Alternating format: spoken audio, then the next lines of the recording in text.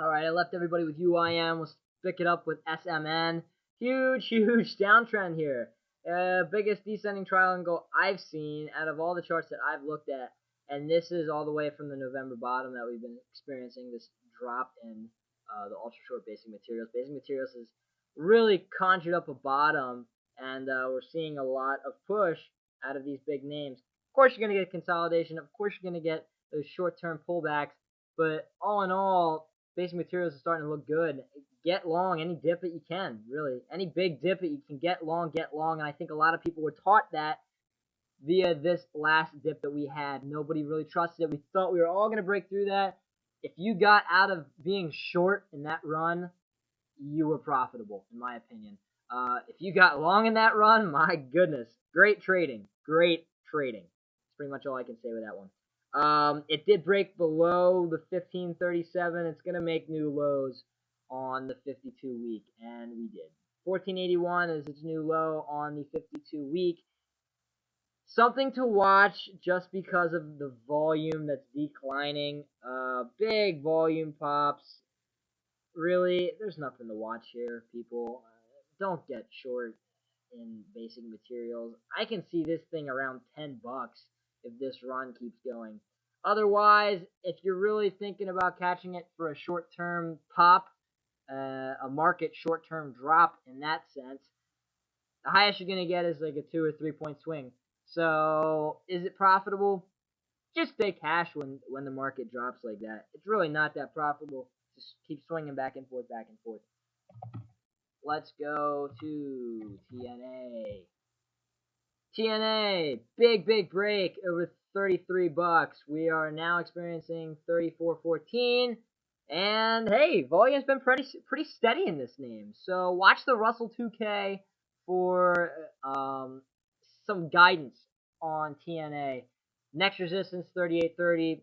I think that we're gonna get one of those resistance breaks and then a pullback, making that 33 spot a support. When that happens, I'd be getting long in it. So should you. TZA, the opposite, making new 52-week lows. What's new? Do we get long in these little market pops like you would get long in SMN? Not at all.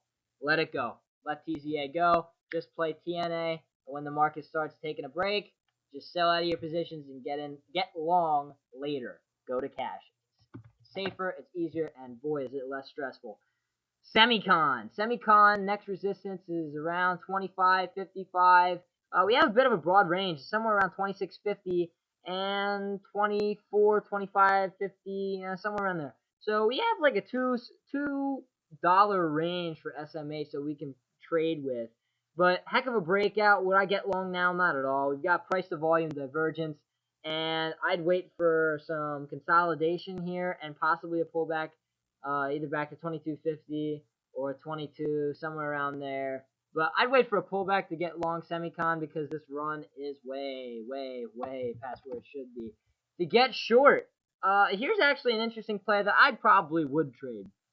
When semicon rolls over, catch it right away. You can get a 5-point swing in SSG. That's something to look at because this puppy moves, and when it does move, boy, is that fun to play. That's a lot of fun to trade. I tried to trade it, but I was too late in this area when we had some consolidation, 35.40, and I lost out pretty big. I was like a 2-point stop, but I did stay tight on that. And if I wouldn't have, I stopped out around 37. If I wouldn't have stopped out, I'd be crying in the corner right now. QID. That's the other short. Would you go short here? No. You could actually. There's some price to volume convergence here, and that's pretty heavy to tell you the truth. So watch out for some consolidation here with QID.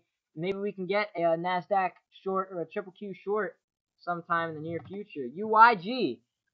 Another breakout. It's kind of looking like DXO. The charts look very similar, but something to watch is that 440 to 475 range. We're probably going to see some consolidation there. Again, volume's light, so keep on your toes. It's something to watch. SRS, 1678 is that. Oh, no, I did it. 1678 is that resistance or that support. Did we break through it? Yes. Are we experiencing new 1-year lows? Yes, we are. Keep your eyes up.